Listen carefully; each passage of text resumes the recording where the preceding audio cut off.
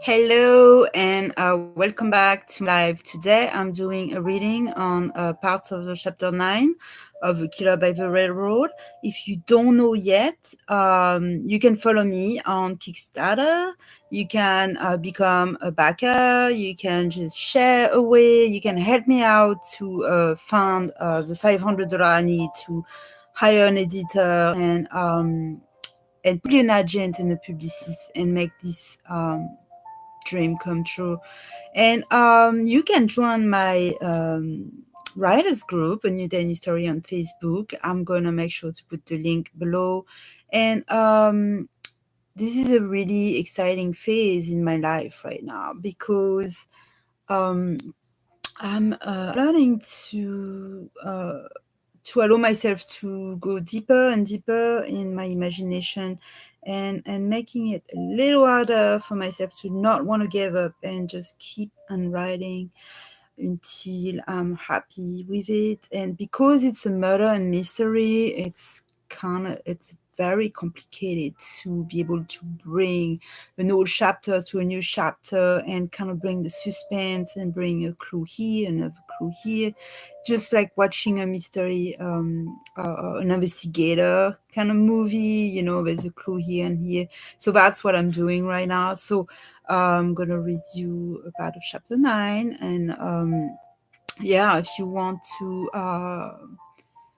be part of this exciting journey and you want to listen to my old readings because I started at chapter 1, then please join the book group. All right, so I'm gonna start right here. So Ben and her could listen to the heartbeat at night. They bought a special machine to hear the baby sound. So Ben had finally put all the stress behind him and never wanted to hear back from Bangor. The city that almost caused the love of his life to be gone forever, but unfortunately, one evening he received a phone call from the police station of Bangor asking him a few questions, and that investigator will stop by his house the next day to review Sophia missing case. Just a routine check that needed to be re-evaluated because they wanted to make sure they were not missing anything, and they still hadn't catched the serial killer, and they didn't want to give up on the chance to allow him to escape. They went to bed a little anxious that evening, and the next morning, they were up promptly at 8 a.m. Two investigators came to interrogate them. They sent out people that were able to go out of town that week, and the main investigator on the case could not fly to Australia. Neither could his colleagues. So these two guys weren't very familiar with the case, but also Dan had filled them up with all the latest detail, and they would record the whole interview, so he could spend a day or two reviewing the tapes with Sarah. He didn't think Benjamin or Sophia had anything to do with the murders. Wait a second.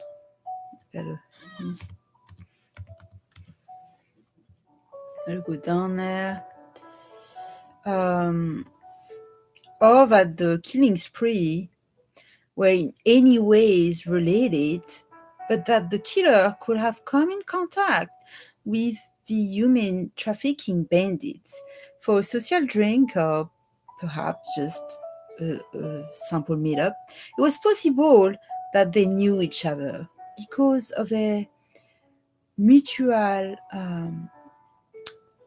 colliding human behavior, that love to cause harm to humanity in its core. The two men were extremely tall and both wore suits and ties and shiny black leather city shoes. Sophia was the one who opened the door.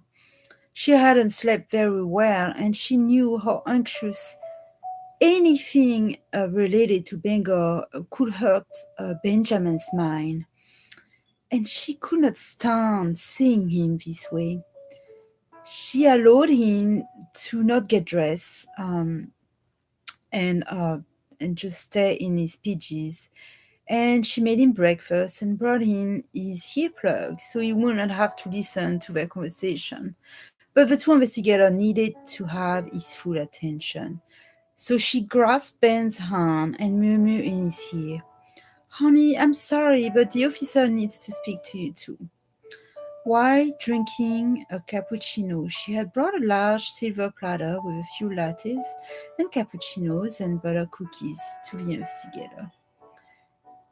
They both appeared fresh groomed, intuitive, and well mannered. There wasn't much tension between the two. They seemed to work really well as a duo. They had worked on similar cases for 5 years, and their work were always satisfactory and good. One of them was named Thomas, and the other Stefan. They appear to be in their mid-30s, and Stefan had a Russian accent and Thomas a Czech Republic accent. They had migrated to USA after their country had collapsed under an economic crisis. They had always received high grade in college, and at 28 they met and both work as police officers together in Augusta. I'm fixing the air as I'm reading. So this is why I pause once in a while. In for 5 years, and sometimes they will help out Lelo City with investigations such as this one, because many local cities were involved in this murder, and it was all over the city news, and their boss wanted to help out and help out his old buddy to crack the case. Oslo Dan was a friend of their boss. Michael and Oslo Dan would bring their family to share dinners by the waters on occasion. Stefan asked, "Let's go from the start. I need to hear it from you. Tell me everything that had happened and everything you know and every single detail that could help us. We already have interrogated the human trafficking bandit Tyron in his cell, and he would not say a thing, even under the maximum torture, and being left in a dark room for days, he would not speak. We had nothing." Sophia responded, "I was sleeping the whole time. I don't remember anything. I heard loud banging noise and the man was arguing on the phone nonstop. I recognized the lady that came by his boat. She was a real estate agent I met at the coffee shop that day. And that is when I put it together. But I was so drugged up that I could not tell where I was, and what time it was even." Also, Dan had just received a phone call while texting the investigator. It was the lab, and they had finally gotten the result on the DNA from the piece of hair he had found in the bushes. He texted to Stefan, "You're on your own, buddy. Let me know when you are back to the station." Stefan replied, "Will do." Thomas then asked Ben, "Do you remember anything else?" He responded, "I don't think so. Let me think." "No, I'm sorry." "Okay, this will do for now," says Stefan. "We will head out to place now.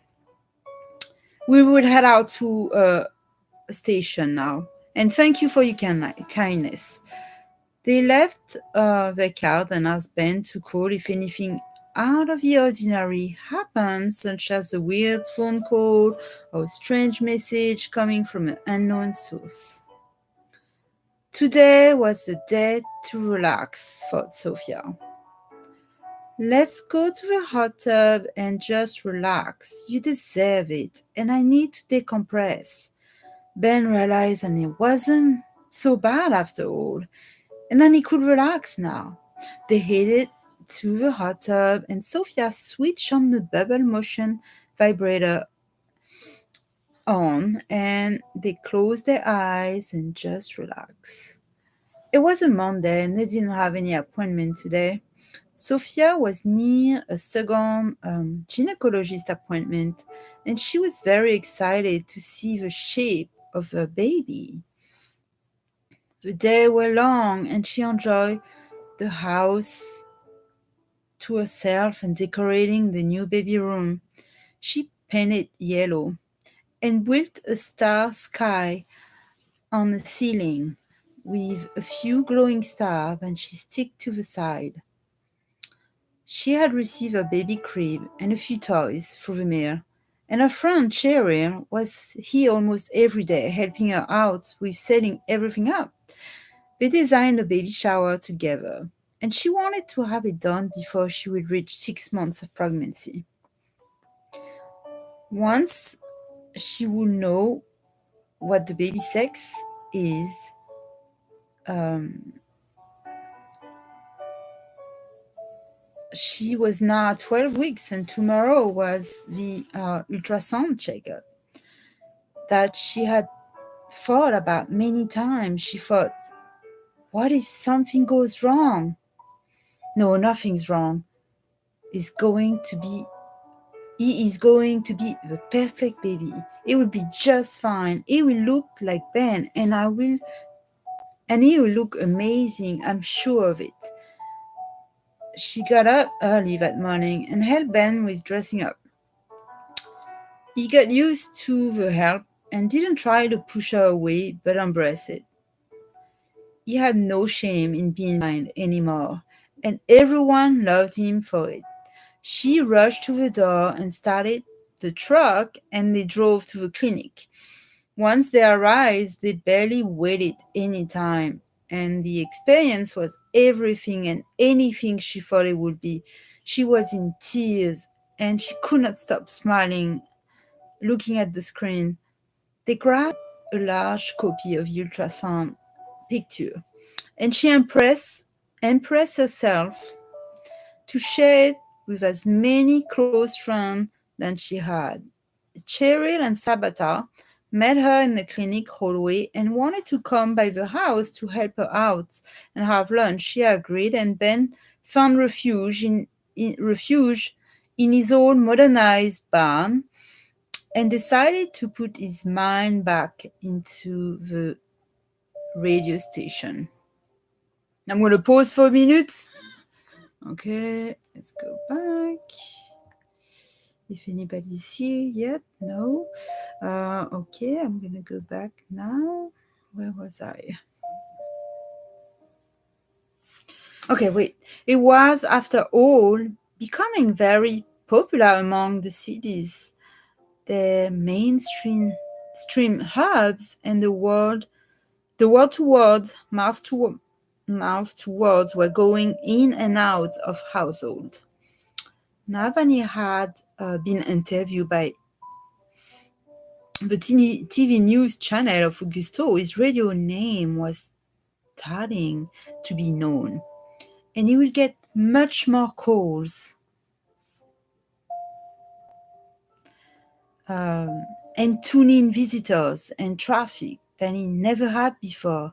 Each morning, between the hour of 9 a.m. through 11 a.m., he will talk about the city folks of Australia, the country people, his love for making audiobook, and all the amazing people that he had met in his life, his old friends, and the people that he had worked with and the people that he had worked for. He would also address his struggles with being blind and created a sequence show that was called Tell Me and I'll Tell You What to Do, where people would call and share anything on their mind that they needed to fix.